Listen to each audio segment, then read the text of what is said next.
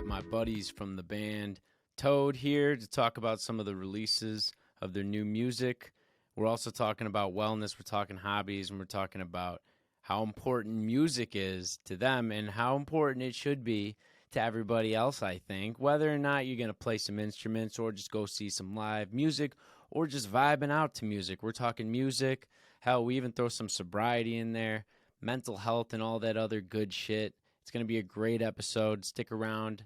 In a couple weeks, I've got a very good friend of mine, Angelica from the Revolutionized Mind podcast, is coming on. She's going to give a little background on her story and what led her to be a mental health advocate, not to mention her TED Talk, something we dive into, and we're just talking mental health in general. So stay tuned for the episode. Stay up. Feel free. So we're back. Episode number 37. I got my good buddy Brandon, my good buddy Kaj here. These are members of the band TOED, here to talk about their new single, Hippity Hoppity, just the band in general, and then we're going to be talking about how music and hobbies impact mental health in general. So how you guys doing? What's up, guys, man? It's great to be here. It's great to feel free with John Cerone.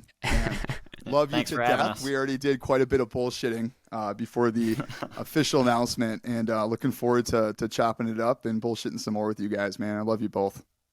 Love you too, man. This is going to be a good episode. I'm looking forward to it. So I wanted to talk a little bit about the single Hippity Hoppity. I want inspiration behind it. You guys also came out with a music video, which I just watched yesterday. It's funny as hell. It was so much fun to shoot that shit. Thank you. Appreciate that. We were just dicking around. It was so fun. So whose idea was it to come up with the song Hippity Hoppity? Where's the inspiration for this? I think we're going to let Brandon kick off on it, and then maybe I can chat on how it became a bigger thing. Cool. So anybody who knows me, knows that I've taken a great inspiration from libertarianism philosophically over the course of my life. And I was pretty heavily involved in that ideology, right, in the principles of freedom. So as a joke, when I moved into my condo complex, I bought a doormat that says Hippity Hoppity, get the fuck off my property. And it's got a frog on a lily pad with a shotgun, right, which is basically, it's been like a libertarian meme over the course of the last decade with that meme Hippity Hoppity, get off my property. I was like, this will be fun, to fuck with my neighbors and just kind of have that casually sitting out. And I wanted to mess with the HOA a little bit, right? And so I ordered that one. I ordered another one that said welcome to our pad, which is like a happy, blissful frog who's sitting out. It's like really peaceful. So every other day I was swapping out the doormats because I wanted to fuck with the Amazon guy and like the person delivering the mail. Like, okay, am I going to see an angry frog or a happy frog today? So it was just some fun. And I was just washing my dishes one day, and I was like, just kept saying Hippity Hoppity, and I was like, get the fuck off my property, Hippity Hoppity. And I was just playing with it, and I started singing the chorus, right? Hippity, hippity, hippity, hoppity. I'm going to tell you one time to get the fuck off my property, yeah. And I was like, dude, I called Kaj. I was like, dude, I got some stupid shit, dude. I got some stupid shit. It might be dumb enough. I'm like going to definitely need your help with building it out.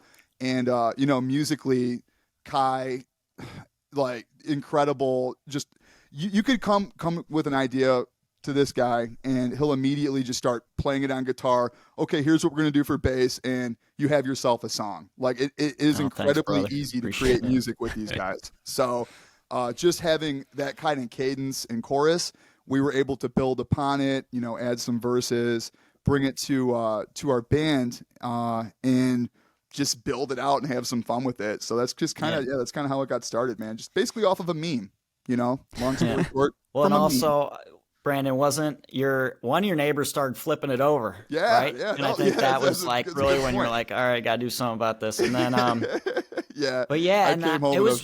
it was really early in the TOED, process. I think maybe we had been 4 months old and maybe no music out, but like had some songs that we had written and were performing. And up to that point, I feel like I had kind of written a lot of them. I mean, you guys had What I Want and Body of a Goddess, but then in terms of the writing process, I was like pushing us to do more, and then I think that was the first thing Brandon ever like showed some vulnerability with to me and like brought me something that he had made. And I feel like I remember him being like uncertain if it was going to be great. But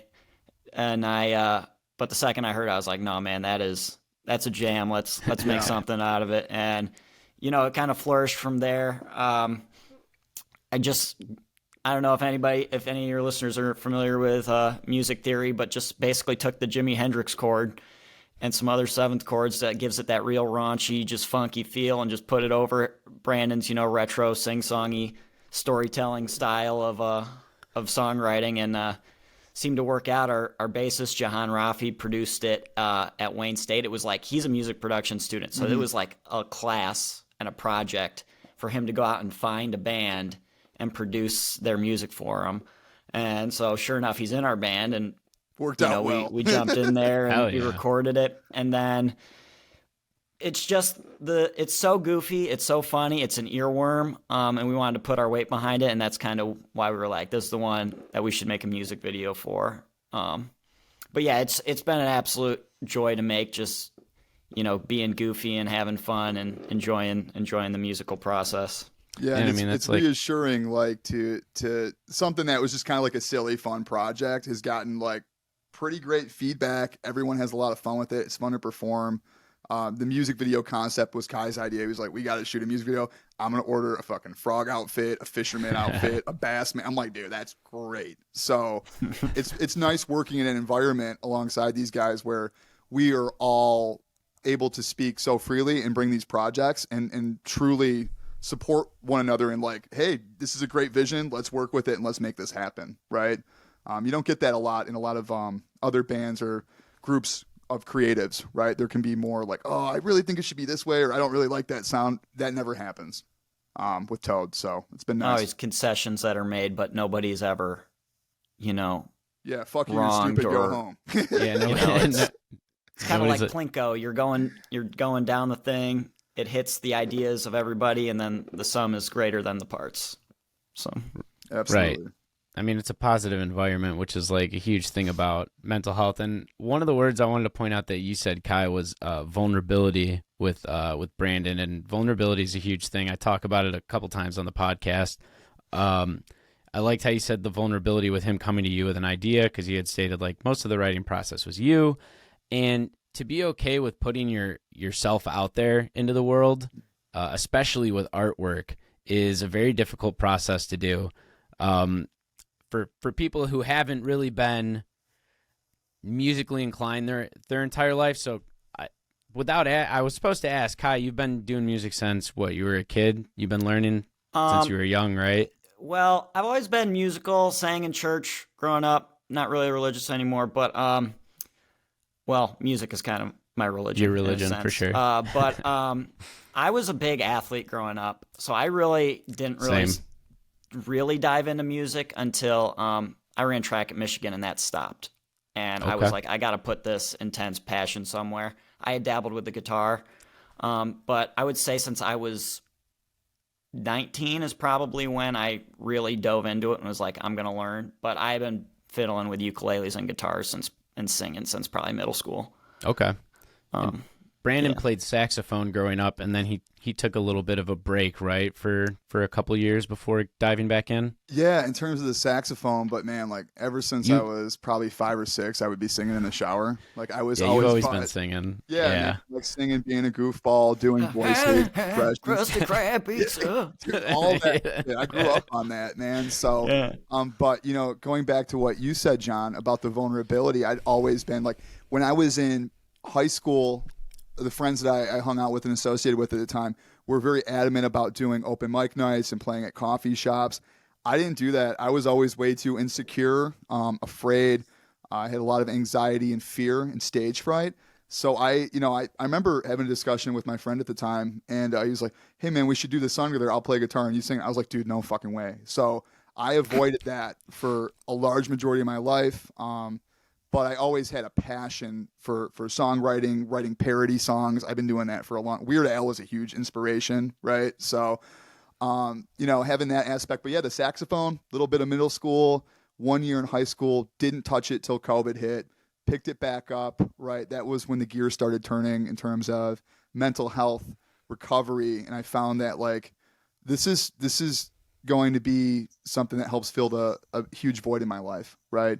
And I was really fortunate that things worked out the way they did, and with the promotion rather than a prevention-based lifestyle, we've gotten a lot more opportunities, able to put ourselves out there. It's certainly a big jump in the right direction as opposed to just getting wasted and singing karaoke at a fucking bar, right? So, I was there at a couple of those. I yeah, remember right? those. Yeah, I was You there. gotta start somewhere, man. And that Yeah, was that liquid courage. I relied on it for a long time.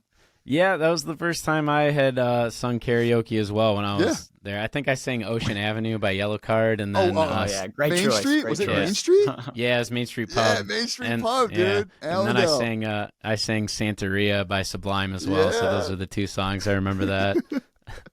Liquid Courage. Yeah.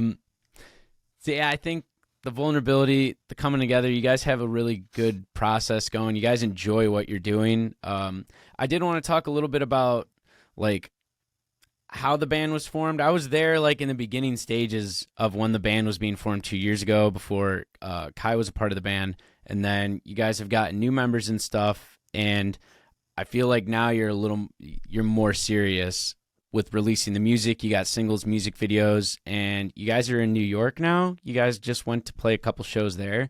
So what are your goals with TOED? Do you just want to play music to make people feel happy, or is this like all for you because you guys enjoy it, or is it a little bit of both? Kai, you can go ahead on this one. Yeah, I can go ahead and touch on this, and it kind of gets back to kind of how I want to discuss music for me at least. It is a hobby, but it is also a vocation for me. It's something that couldn't stop if I tried, and I love it. And the end goal for me is to be a full-time musician. But at the end of the day, I don't place a ton of pressure on that happening. I love the band is now, and I want to grow it to be the best that it can be, to get it to the most ears, to give people the funky, fun time that I know we can give at a live show. And if I sit around all day and think I have to be a professional musician, and if I don't get there, it's a failure, or I'm not close enough to it yet, this would be more of a stressor than it is a fun thing. And I can sometimes fall into that mental state. But I find whenever I can take a step back and really live in the moment and understand that I'm fortunate enough to be playing the music with some great people and enjoying it, that's also when it grows the best. Like, if you're really trying to make it and you're putting too much pressure on that success from a commercial standpoint, it's not going to be fun, and you're not going to organically network and grow. So that's kind of where I'm at right now. Live it day by day, grow it the best way I know how to, share music, and be just as excited to hear other people's music as I am to share my own. And I think that creates for the best musical environment that you can have without putting too much pressure on the commercial or professional success aspect of it. Absolutely. Yeah, man. I feel similarly. Like, it's breaking away from the mindset of like, I'll be happy when blank, right? Fuck that. You gotta love the process. There's going to be a lot of ups and downs. Like, what I've realized is every time we get off stage, we're in good spirits, and it's usually received pretty well by the crowd. But everyone's like, man, I fucked that part up. Like, oh, fuck. Sorry, guys. Everyone's apologizing to each other, right? And that's just, you always think that you're the one that, like, and you're like, dude, no, you did great. Like, I fucking suck. No, so you really have to love the process and not put so much pressure on, I'll only be happy if music gets me this kind of money or gets me this many followers. But at the same time, it's important to know that you're moving in a positive direction. You have metrics, you're measuring goals, right? Just like anything else, weight loss, your career goals, relationship goals, whatever it is, we need to measure these things and have metrics and make sure that we are all on the same page. We're communicating. You have the routines, right? Structure, and that goes a long way. So, but if you don't, not for the faint-hearted, you have to love the process. And that's what makes this thing so special, is that we love the process. And Kai, I gotta give him kudos again. Since having Kai play such a prominent role in joining TOED, right? He single-handedly books us all these events. He's on top of the social media. He goes the extra 10 miles for this band, whereas I was pretty upfront and clear, like I wasn't that committed in terms of it was more of a fun thing for me. We're gonna have some discussions where we all play a little bit more of an active role, but Kai has certainly helped get us off the ground in the right direction. So we're very grateful for that. Yeah. But and I've also learned to love that aspect of the band. If it was just us jamming every Sunday, like we're about to go rehearse after this, that is a huge catharsis in itself, just to be able to go and play and get that out. And if it was just that, and especially as I get older, and maybe the professional thing isn't going to happen, if that was something I could maintain into my 40s, 50s, 60s, just like once a week getting together and jamming, that's a good life. That's a great life. I get to do what I want to do at least once a week, and that gives me the strength and energy to pursue other things like my current actual career and relationships. But yeah, that's kind of what I'm thinking with that. I think I had another thought, but I lost it. It's all That'll good. happen. That'll happen. Yeah. I'm sure it happens all the time, right, John? It does happen all the time. Yeah. Me and Muncie lost our place a I couple heard times. it a couple times. I was like, dude, I feel these guys. And they're like, fuck. They listen back to it. You're like, damn it. I knew what I was going to say now. Old age, man. Yeah. It's that fucking 30-year-old shit.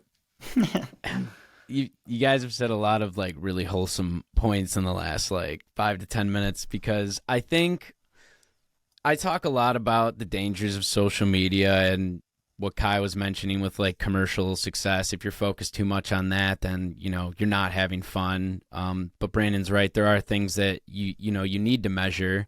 And the reason why you put time and effort into something like this is because it's more than just a jam sesh on a weekly basis. That's what it started out as, right? That the wellness practice, or like that's pretty much like a good foundation to have. You look forward to that once a week. But then like you start jamming together and you start really enjoying it, and you're like, damn, we could totally like share this with the world, and that's when you guys start coming out with songs, you're playing shows, and you're doing all this good work.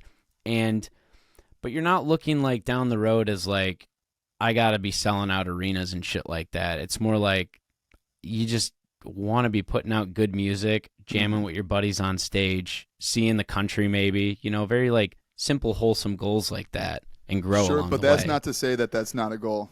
Exactly. And I believe that is not, I know certainly Kai would be on board with something like that. And I myself, and I myself as well. Yeah. And this is certainly, in a way, you have to begin with the end in mind, and you have to go into something like this with that mindset. We're gonna really rock. We're gonna rock the world.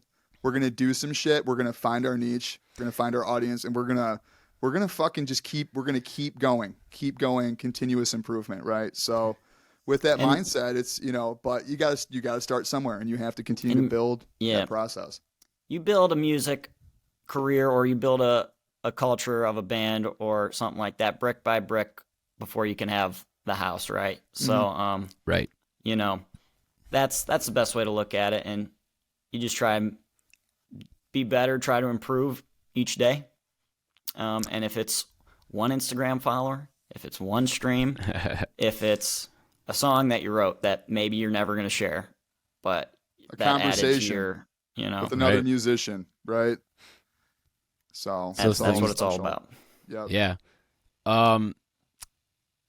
Two things one thing I am very interested in hearing about is, now I didn't know this, that you didn't start until a little later in life, Kai, because you were an athlete for a majority of your life. And I vibe with that, and so do my listeners, because a lot of us were, athletes in high school and stuff. And sometimes injuries come along, or, the drive to just be an athlete once you get in your 20s, it just isn't there anymore like when you're a kid. So like, where do you put that energy? And for some of us, we put that energy into drugs and alcohol, right? For you, Brandon raised his hands. For you put it into music, and then Brandon finds you know, his foundation in doing music and all of his other things in his sobriety. So for people who do get in their 20s and stuff, do you have any advice for them on, like, even if they don't want to do music, maybe what can you give an advice on, like, hobbies? Why are hobbies so important to you guys, you know? Yeah, I think I can touch on that a little bit. I think for me, a lot of life has been centered around trying to be well-rounded. Like, I love sports. I've always loved music, even though maybe when I was younger I wasn't playing it. And you know, the career that I have, I do juvenile justice policy research. I also love doing that. You know, so having that holistic, well-rounded aspect to my life, I think it's kept me from being idle and staying out of that idle phase is when I feel like I find I'm the most content and the happiest. I think in the summertime, I dislocated my shoulder snowboarding and I had to just like post up for a while and let that heal. And, you know, there's some rough times in that when I'm just like watching TV or, you know, over and over again, the same show or something. And that's when I feel like I'm at my least happy or even maybe verging on slight bouts of depression. But so I find that the advice that I would give to hobbies, though, is I feel like there's something everybody likes and would love to do. And it can be scary to find the vulnerability to just take the leap and do it. Whether it's you want to do stand-up comedy, whether you want to paint, whether you want to take a poetry class, whatever it is, just do it. And just try. Nobody's good at first. In fact, everybody is bad at whatever it is they're doing at first, even if you have God-given talent. So just go for it. Find a community that likes the same stuff. And I feel like that can be an incredibly rewarding aspect of your life. If you can find a hobby or a vocation, an extracurricular activity that you can put on top of whatever else you have in your life and can be a little fun little escape. Yeah, absolutely. With that, recognizing, right, as a relationship-oriented individual, having that sense of community makes it so much more rewarding. Like, you know, I found even in terms of like reading or studying, I will have so much of a better experience and session doing those things in an environment around other human beings, right? So whether that's going to like Panera Bread or, you know, going to a tea house, coffee house, being in that environment fuels me. So I've learned kind of, you gotta trick yourself and understand yourself a little bit. Like, how are you going to be your best? Right now, playing my saxophone alone, I can get joy out of that, but it wouldn't be the same sense of community and belonging. I believe a lot of addicts, people in recovery, people that are struggling with addiction, alcoholism, they don't feel like they belong anywhere. They feel isolated, right? And that can be really challenging feeling because a lot of times when we're feeling isolated and like we don't belong anywhere, what do? We isolate ourselves more, right? Of course. So that was like, because I don't feel good. I don't want to be around anybody else because I don't want them to feel bad. Like, I don't want to bring my bad feelings and put it on somebody else.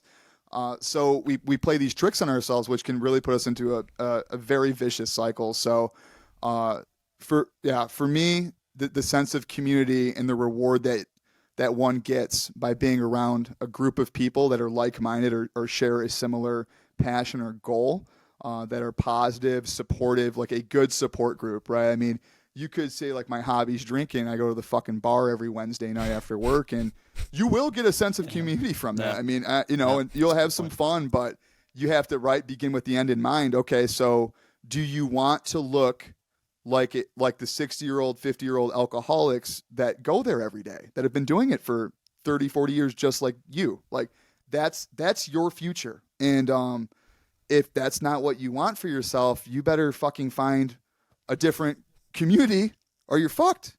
Right. So, it's being realistic. That's a struggle for people too, is letting go of old communities, right? I've been fortunate enough to not really have to do that because I'm lucky to have people like you guys and countless other friends, a few of which were on this podcast. That's a huge blessing that I wake up every day and I'm ever so grateful for is my friendship and community, which supports and helps me strive towards a betterment every day. So I guess that's what I would say about that. Yeah, well, out of all the hobbies, I think music brings people together, and I'm not the first person to say that. I'm pretty sure there was a famous person who said that. Yeah. But Yeah. Shout out to the famous person. We'll maybe I don't throw know. something up. Universal language, right? Right. So I go on and off with practicing my guitar. Last year, I played for 3 months, I played a half hour every morning on the morning. And with Lisa moving in with me and getting a cat, there wasn't actually any room in my hobbit hole of an apartment to keep the guitar anymore because it was really small, that place. So I was actually able to bring the guitar out again now that we moved to a bigger place. So I've been practicing here and there with that. Nice. I do think that for those of you out there that don't feel like you can play an instrument, everybody can play an instrument. There's a million fucking instruments to play. Whether or not you want to put the time into it is another thing. What I do recommend if you're not going to try and play an instrument is to go see the live music. It's the sense of community that Brandon was talking about that's so important. And he could just sit there and play a saxophone by himself and practice. I'm going to practice my sax by myself. But he wanted to go find people to play with, and now you guys have the TOED band and you get to jam every week, whether that's for fun. Now you're playing shows and now you're giving that live music to people to come and see because, man, going to see live music is so good for the soul. That's a mental wellness. That's a practice in and of itself if you just go and see live music for sure. Yeah. Going to Bonnaroo this week. I am look at that. Very much looking forward because up to this, the last month or so, we've had so many shows. The music has been not like a job, but we're doing it a lot. And that New York trip was basically a business trip. We had time of our lives still, but I'm really excited there's a lot of acts I really want to see. So I'm excited to just relax, take in the tunes. Who are you most excited to see? Really have a see? Passive music experience versus my most excited. I really like this band Peach Pit. I've seen them before, but they'll be sweet. Kendrick Lamar will be really cool. I have not seen him. So bad. I really wanted to see Rainbow Kitten Surprise, but they suspended their tour for personal health reasons for the band. Oof. Hope that they're all right and can get back to it. But there's just a slew of people like Wolfpack, Corey Wong. Oh, nice. Wong Yeah, Notes. shout out to those guys. It's gonna be a good couple of days. Yeah, my brother was trying to get us to go for the last 5 to 6 months, and the whole camping music festival in my sobriety. How do you feel about that, John? Yeah, are you still, even after 4 years, it's kind of fuck, man. They kind of leave that tough. in the past, right? It's the camping part is tough because here's the thing. We're probably going to be going to North Coast here. Okay. Yeah, but you can go in and out, right? It's kind of I can go home. It's like a 30-minute drive. I was going to go to Lala this year, but I decided against it because out of all the music festivals, that one here in Chicago is, first of all, packed to the brim. There's no age limit, too, so you have a lot of really young people running around acting foolish, and then obviously 90% of people are fucking wasted, too. Me, covered in glitter, all fucked up on every substance you can imagine. Got glitter and rave candy up our arms and stuff. Flashbacks to 2013 Forest, man, just yeah. That was wild time. They were. I did go to North Coast 2 years ago, though, so I did get to see some live music there. Yeah. I actually went to a show a month ago and saw some electronic music, so here and there I am okay with it. It's just whenever I'm around too many intoxicated people for too long of a duration that it's, especially an enclosed place. Like if I'm in a small dive bar place for 6 hours, it's gonna be tough for me. I'm probably I'm just Dude, gonna that's leave. how I felt in New York. I So- bet. We play it's New York City, so there's like a shit ton of people, and this bar was small, like it was packed, and I'm like, I have never had like agoraphobia or like a feeling of like social anxiety where I'm like, I need to go away from humans and sit on a bench by myself, and I actually experienced that for the first time in New York City. So Damn. it's definitely Well, go and take also, a walk. Also, just to give a shout out to Brandon's journey and his sobriety, we play in a lot of dive bars. I bet. That's how you start and out, though. It's great. I think the Detroit community is great for that. Yeah. You come out for an hour or two, and you're not going to be surrounded by completely belligerent people. But also, Brandon he's in bars quite a bit, and it's impressive. That he's able to do that. And You won't catch me in a bar though, and Kai, I appreciate that, man. And it's it's because of the intent. It's because I'm there with you guys. I'm there to play. Yeah. That's my fun. Now you won't catch me in a dive bar if there's not live music, a musician that I'm supporting, or we're going on. Yeah. You just fucking won't see me. I have no reason to be there. Yeah. So Right. that's where we get that's where it's concerning. It's like, okay, why is Brandon at a bar on a Wednesday? Around a bunch of drunk people and there's no live music like that, you kind of know that the writing's on the wall there, but you guys make it easy, man. You make it really incredibly easy. So, but yeah, even then 6 hours, right? Sometimes I'm like, I don't know, man, they got 4 more bands after us. I gotta get the fuck home and pet my cat now, Yeah. So you gotta know yourself, and you gotta be honest with yourself, right? Hey guys, I'm not good. I'm gonna head home. I'm gonna do my meditation, do my routine, get back to what. You've got a good support group in the band, though, because the band 100%. cares about you, and they want you to play the best goddamn sax you can play and sing the best you can. Oh, yeah, So absolutely. they know what you need to do in order Which to I be the used best to think you. I played the best and sang the best when I was wasted, but apparently that wasn't true. I still don't understand because I thought that I sounded pretty goddamn good. So, Yeah, and just full transparency to your listeners and viewership, I am not a recovering addict or sober. I do enjoy a beverage here and there, especially like sports games or after a concert. But before Brandon was sober, we drank a lot, and but not more so than like your typical middle 20 person who is hanging out and going to bars all the time. But I've definitely noticed my own relationships with alcohol become healthier as a result of Brandon's sobriety. Well, I just like to make an announcement. Kai is definitely a raging alcoholic, sex addict, and drug addict. Yeah. So he's in All the denial. things. He has like a lot All of the working on things. himself to do, and we're going to talk about it like after this podcast. But like I'm he just has trying to a lot save of face. work to do. This is where this is such where we gaslight Kai and being like, no, dude, you have a problem. No, Kai, you've been great. Yeah, no, I had to fuck around. Like honestly, it's maybe I have a few the night No, of a man. show And instead that's of what makes it so afterwards us easy. just like going crazy. It's nice jamming with people that aren't in active addiction. So like this is what I noticed too, John, and to the listeners. Like I was like shocked because like it was like the first 2 days. I'm like, why is there no beer or liquor in the fridge? I'm looking at everyone like, don't you guys drink? Like there was no like they didn't. When I would have got to New York in active addiction or drinking, right? First, I'm like, where's the liquor store? We're gonna get this. We're gonna get that.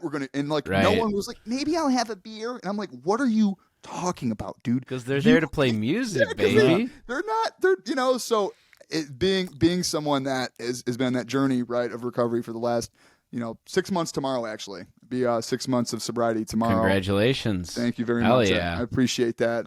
Big milestone, but it makes it easy because I'm not constantly seeing people pulling shots or doing dope in a bathroom. It's like, oh, okay, this is this is like a good group of guys, and it makes it wonderful, right? I was always the heaviest drinker and drug user on that aspect, so it's been great. It's nice that you've also inspired another person in your band to now have a healthier relationship with alcohol. Sure. Like you said, one thing that Muncie and I talked about a little bit on our podcast were how sobriety has affected our creativity because using was such a big part of our creativity. And now for you guys, you've been giving wholesome answers the majority of the podcast. So have you noticed like a difference? If you guys were just jamming normally trying to come up with stuff, have you ever just like, were you guys jamming a lot while you were really intoxicated, or were you guys mostly sober for that? That was never an issue, man. Like, it just wasn't. These guys were never really intoxicated. I was always relatively, but that was pretty normal. But no, in terms of the creation and the flow, we just fucking jammed on a sick blues solo. Like, before we went to New York, this is a fun one. It's the day before we go to New York City. And we had a gentleman by the name of Zach join us from Times New Roman. Shout out to Times New Roman. Yeah, Zach, he joined us last minute to be our drummer. Our drummer had some stuff going on, so he couldn't make the show. It was pretty last minute. He's like, I'll go to New York City with you guys and jam crash at my place. I'll play all the songs. We're like, holy shit. So we did one practice go through before we went and played this in NYC. And we ran through the songs with him and sounded great. We jammed. We just awesome, like great chemistry immediately. And then Jahan just starts playing a blues. And me and Jahan had switched. Like he took my guitar and grabbed his bass, and we just started goofing around, and it just worked. And we were like, "Oh shit, we gotta play that one." John's like, "I didn't know you could play the blues." I'm like, "I don't know, I didn't know either." He's like, "Dude, this is sick." I'm like, "Let's play that." So we played it in New York City 2 days later. It just everyone completely sober, just having a good time. And our then roadie, who we're pretty sure we're going to bring him in as a full-time member he is a of full-time, the group. His name is Simon's the shit. Simon Obashira. He also filmed the Obashira. I also called him earlier today to make sure that I was going to say it right on the podcast. I still might not be saying it right, but yeah, and so he's a friend of Jahan, our bassist, and he filmed the music video and he produced the music video. So nice. And just like has always been coming out to the shows, I had a sense that he was musical because I think he sang at Ghostlight once. Awesome, but, boys. Like last minute, Brandon's like, "Yo, let's just have him sing the blues song," and we're like, "Yeah, why not? More the merrier." And this kid starts singing, and it is like a top 5 voice I have ever heard. Mm-hmm. Just absolutely ripping it, and we're bringing him in on like percussive instruments, tambourine, egg shaker, those things, and it's still going to be like a singer by committee type thing in TOED.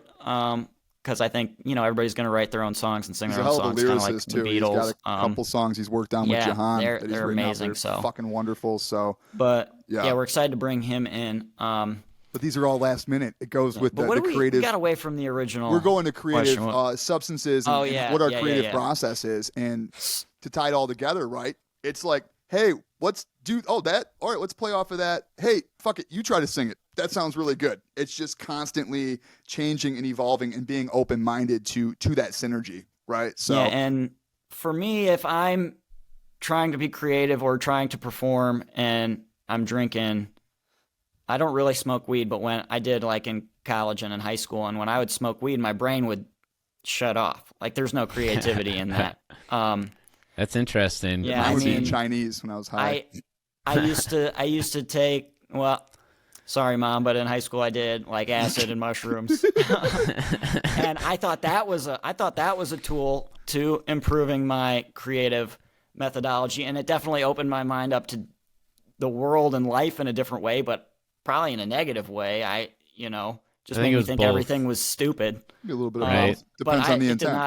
It did not help with the creative process now, and even like if I have a drink Friday night when I'm intending to like write or produce or do musical things, it's like I slow down or I start making some mistakes, and it messes up my throat. I can't sing as crisply as I would.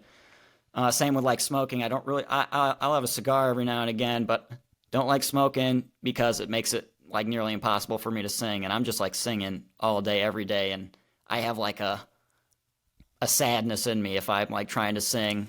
Like being sick, the worst part is I'm like, that's the worst part of being sick. So yeah, I might have a beer the night of a show to take the edge off, and then afterwards I'll indulge a little more. But if I'm like drunk, I'm not gonna put on a good show. Right. It's not. And it becomes not fun. You forget. The performances go by so quickly anyway. Right. You want to be totally present in that. You want to be present for that kind of thing.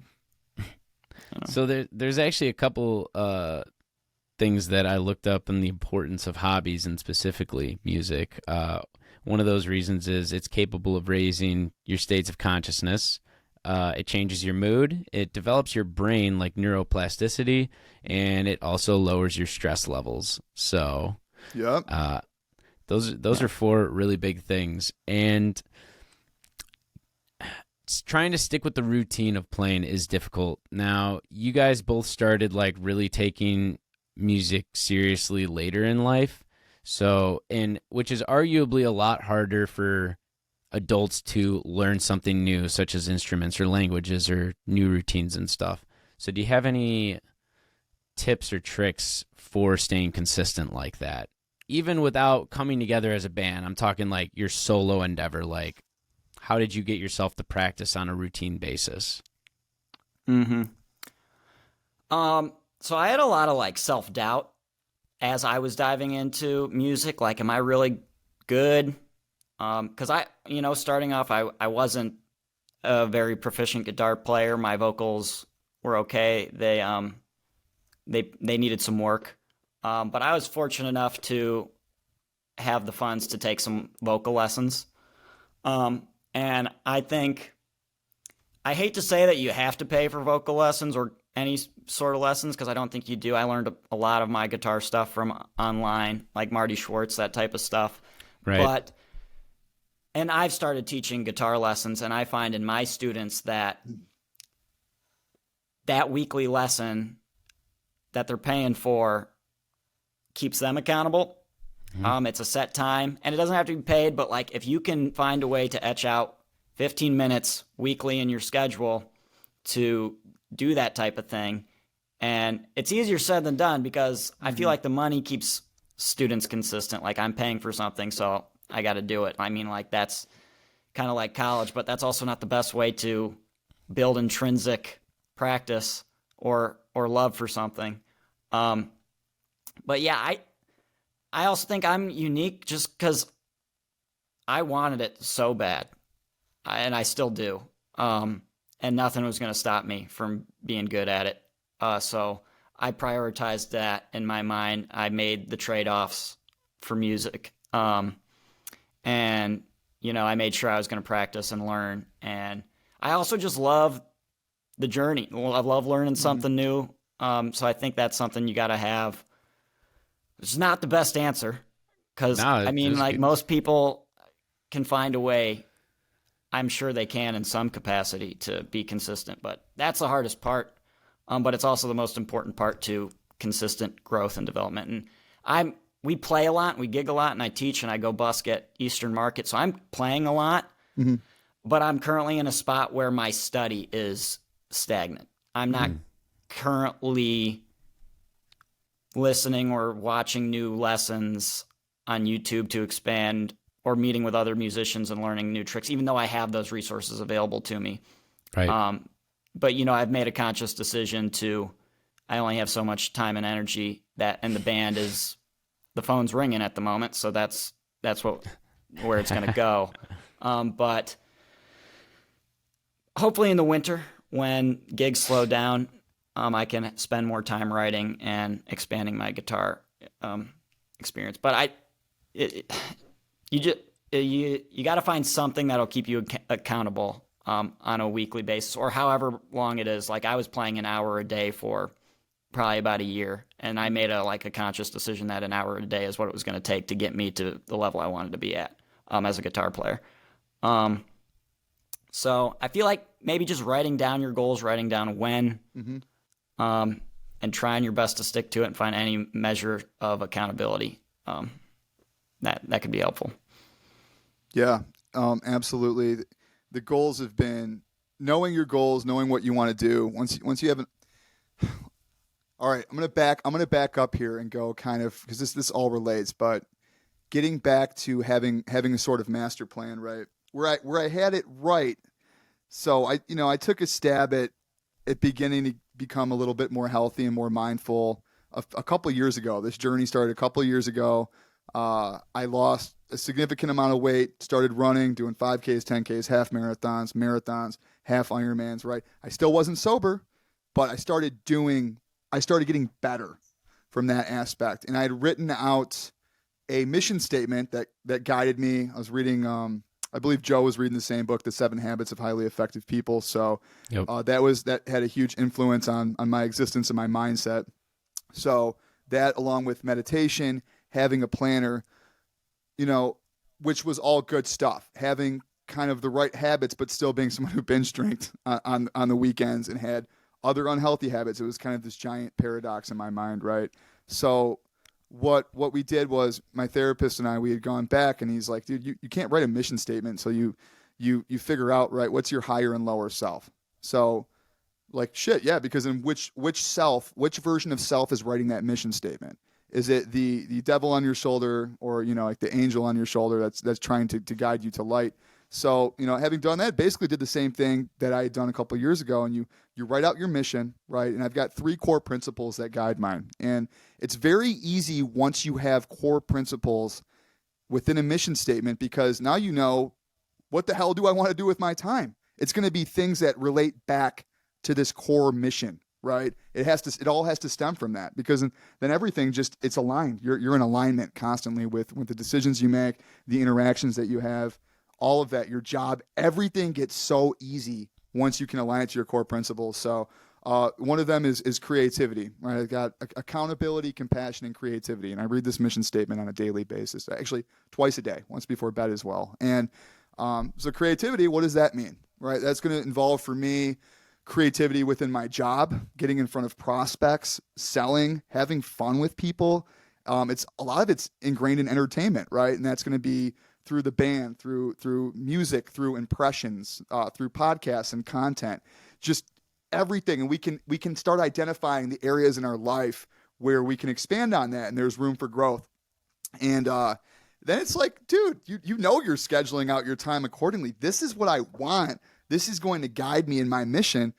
Fucking write that down. Get that into planner, right? I got a weekly planner, a daily planner, a monthly planner. I know Kai has a giant monthly planner too on his wall. I see it every time I'm in there, and I would be dry erase. I don't know. I have no idea how I would manage without a sense of that kind of direction. And back to the accountability piece, right? Now we know that creativity and playing music is such a rewarding experience, at least for my own existence, right?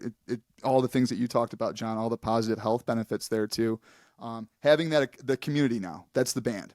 So with a lot of shit that I got going on, we all have so much. Life happens, guys, right? We all know that, like, shit happens. You can't predict the outcomes of things that we can't control. So with that, it's important to have a plan, but you got to be flexible, and it's a lot easier to do and prioritize and be flexible and adapt when you've got a group that can adapt with you. So whether it's band practice, adjusting that, I do a lot of one-offs with Kai, right? And that's a huge sense of accountability and practice. He's like, hey guys, so-and-so likes this song. I like it too. We're going to fucking play it. We got a show in 2 weeks.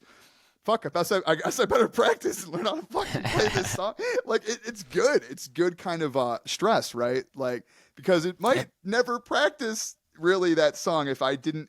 We're fucking playing it, And it's also with Brandon, his instrument is tuned a whole step higher than our instruments, so we got to transpose. So anytime there's a new song, it's a little trickier, but not the end of the world, but just takes a little bit more time and energy. Yeah, and once again, Kai's been, he's like, before he's like, all right, I fucking transpose your part. Here's what you're playing. We're playing this. Yeah, don't lose the sheet. Yeah, he's like, don't lose the sheet. And then, like, of course, after the Hobcat show, I lost my whole binder with all the shit on it. I was like, Classic. Yeah, fucking classic. But now we back him up. We back him up in the band drive. Yeah, now we're like, all right, let's stack this up in the drive. So there's always areas of improvement, right? And but it all stems from principles, mission. And then you put the plan down. You get the plan. You have the community. You've got your morals, your goals, your values, and you do your best through practice to embrace those on a daily basis. And it makes everything else so easy, right? It's we overcomplicate all this shit, but we have we have the tools to truly execute effectively and reach our higher selves. So I feel that. I even find that if I don't make it around to practicing guitar, I've now made a routine of writing poetry, because I I got off of my poetry grind when I stopped producing rap music, because then I switched over to being an author. I'm like, I'm just gonna be an author, and that type of writing is a lot different. Like philosophy and poetry are very polar opposites. So I've taken the time now to understand that I started writing when I was 14, and it started writing as poetry, which is a very creative form of art. So, and I've noticed that if I don't have the time to strum a guitar or go see live music, then I'm just going to sit down with a blank piece of paper and write some rhymes, not even for the sake of being a song or anything. I'm just gonna write some fucking rhymes, Where do you do that at? What's your best environment for writing? By myself. By yourself alone. In like office, kind of like the lo-fi beats? Is there like so it's either lo-fi beats or no beats, actually. Okay. Oh wow. Yeah. Oh wow. Yeah. I actually started writing all of my rhymes with no music so for 6 years of writing poetry, I wrote without music. I didn't start writing poetry with music until I was 20. Oh, interesting. Did not know that. Yeah. That's cool, man. So I just switch off now. It's sometimes, you get in a better headspace if you got something playing in the background, but other times I just got to get the shit on a piece of paper, And I like Kai used cathartic earlier. That's been one of my favorite words the last month. So yeah, great word. Great word. Right. So is there anything else you guys are feeling like you need to touch on for the TOED? Oh yeah, I got one. They're putting chemicals in the water that turn the freaking frogs gay. That's basically all I got to say about that, man. I mean, Alex Sean said it the best. As I asked that question, I knew you were going to say something like that. I just felt. You cannot set them up like that. I know. I felt it. Yeah, man. I learned that the hard way. Yeah. They're putting chemicals in the fucking frog's water, dude. Yeah. Well, I think I'd just like to touch a little bit more on what we've done, what we have coming up, right, and that sort of thing. So yeah, Hippity Hoppity, out on all platforms. The music video out on YouTube. And then within the next month, from June 24th to July 14th, we've got 4 shows in 4 different towns. A little mid southeastern Detroit tour. We got 624 at the Alley Cat Cafe in Pontiac. It's right by my sister's place. It's gonna be sick. Yeah. With Green Main, who we met through Green Main, Muncie. Get your exotic snacks, man. Yeah, and then we're playing Ipsy, a place called Ziggy's, on 6:30. The next day we're playing Blind Pig in Ann Arbor, July 1st, and then the last one will be July 14th in Eastern Market, Detroit City Distillery, Midnight Temple, free show. So, but yeah, and then we got, along with Hippity Hoppity, we recorded 2 other songs in studio. One being "You Know Me," which is another song written by Brandon. That's a brainchild of Brandon over there. Oh, that was a fun one too. They always get, those are always that one's a lot of fun to play live, fucking especially. sexy. And then a song called "On a Roll," which is actually a song from an earlier project of mine when I was in college with a band called Kyle Taus and Hotel Arch. And it's just a nice little funky jam 2-chord thing. It's like one of the first things I brought to TOED when we first started playing, and we're like, this works. Brandon found his way, and we still keep that. One, it's especially like, it's a good one to start off with. It's high energy, not a whole lot of complexity with instrumentally, and warms the voice up. But so that one's recorded with TOED with the sax now, so that'll be a new element, and we're probably going to release that. Probably going to release those kind of on a rolling basis. Probably do You Know Me next some point this summer, and then maybe on a roll like in fall or early winter. That's kind of what TOED's got in the vault at the moment. Nice. Yeah, John, are you writing the second book? Are you got anything in the works for us? Are you working on that second piece? It's going to be called. Have you announced the title yet publicly, or is this? I've actually. Hold on. So you guys got a big month coming up, and what are the dates for the? Are you guys gonna drop dates for the singles getting released soon? We will, but we Okay. haven't sat down to discuss that yet. There's still For some sure. additional production that we want to add into these tunes, but probably won't be too. I would say You Know Me's got to be out by end of August, Okay. early yeah. September, Cool. hopefully. Okay. I Right. don't know if you have other thoughts, Brandon. We can No, it sounds good to me. happily make those discussions. I don't know. But that's I'll Right, drop right, it right my- now. yeah. Fucking release everything. The reason why I'm asking is, so the Hippity Hoppity and the other singles coming out, is this going to be on like a new EP that you guys are going to drop, or are you guys just going to be singles. releasing a couple, just singles? Yeah. Yeah, so I think For sure. we're gonna try and do the single thing. I think Focus there's on the been some marketing discussion strategy. at the end of after releasing 4 or 5, 6 singles, maybe like Okay. putting together a compilation piece and just like calling that an album. Right. But we'll see. We got several other unrecorded ones too. Oh yeah, we that got one that we haven't even we can started work writing with. yet. But we spent the Sunday in Chinatown, and that was a fun experience. We sat down and I got to practice my Mandarin capabilities, and we got some nice. tea Which and was food. Unbelievable. I wasn't convinced he could actually speak Mandarin No with a one native like speaker. Really? I could say hello. I was- I fucking crushed And he's it. like yucking it up. They're like cracking jokes, which I Yeah, hear I is had like her the hardest thing to laughing. do in another language. So that it Yeah. was amazing to see. I was in So you tune just- that day. You didn't believe that he could speak no, Mandarin? I knew he No, he could, knew, but but- I But just people didn't. say I speak blah blah, and they yeah, I know how to say hello and goodbye. Like you hear that shit all the time from Yeah. Americans. Yeah. So I don't think these Yeah. guys knew that I was No, like. he fucking oh. speaks it for sure. Yeah, it was incredible. It was fun, incredible. man. So, but it I inspired. knew he had the Kai. accent down. I didn't know how well his comprehension and interpretation was, but it was truly She awesome was to see. really cool too, man. She hooked it up. Like we got a fucking shit ton of food and tea for the low. So that was another Nice. thing that's really cool about New York and Chicago is the Chinatown, man. It's a lot of fun for me. Yeah, I was gonna ask you guys. See, you got Kai over here booking shows in fucking New York. Well, when are you guys coming to Chicago? What As the soon hell? as you book us a fucking show, John. Me? Yeah, Well, dude. You're the guy you're the only guy we actually met another guy that was with us out in New York, Zach's friend, and they're like, yeah, this guy, this is Chicago John. I said, no, he's not. That's Chicago Johnny because I know Chicago John, and we're gonna be Oh, on this. shit. So you better fucking change your name to Johnny because you're the fake news. You're fake news, John.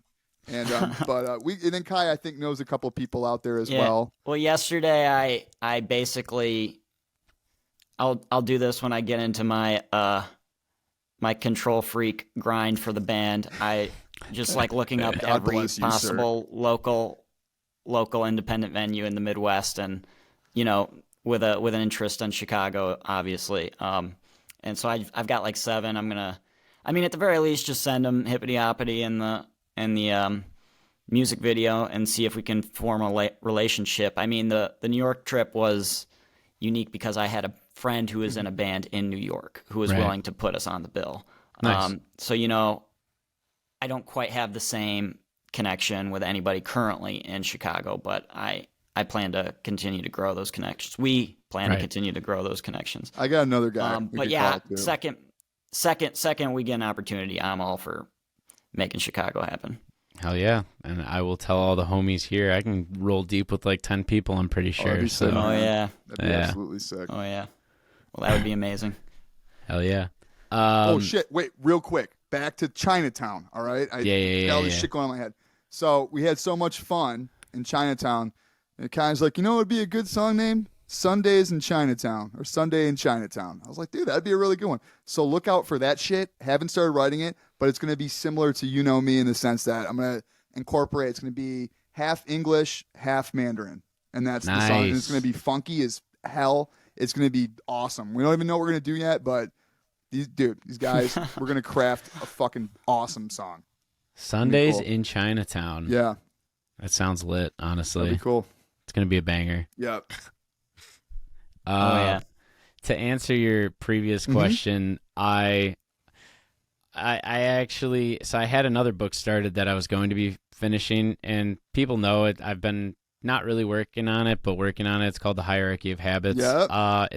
In the last month, I've now found a new inspiration. I I typed like 20,000 words in like 2 weeks. It was, Yeah, it was insane. I just couldn't stop writing. So I'm actually going to be writing a new book, and hopefully going to have that finished by the end of the year. And Wow, it's dude, look at you, man. yeah, I read it's, that in the first one. It's so good. I guess I just ordered 2 more copies, but like everything I read in there, it's like I said, it was written by one of my friends, and you're just such an incredible writer, and very excited to continue reading the things that you put out there. What's you got a working title for it? What's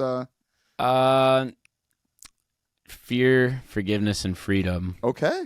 Triple F. So yeah, the book's going to be centered around fear and forgiveness. Because I've struggled a little bit with my comprehension of religion ever since falling away from the faith, and I was just wrestling with an idea of like, why isn't forgiveness more accessible to people who don't have religion?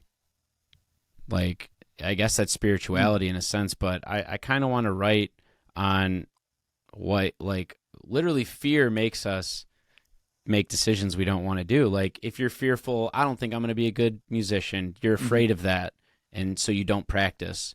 Or if you're afraid of being unhealthy, no, you're just afraid of change, right? So fear drives all of these things, and then we don't forgive ourselves for not facing fear, right? So I just had this shit happen in like 2 to 3 weeks where I just could not stop writing about that concept.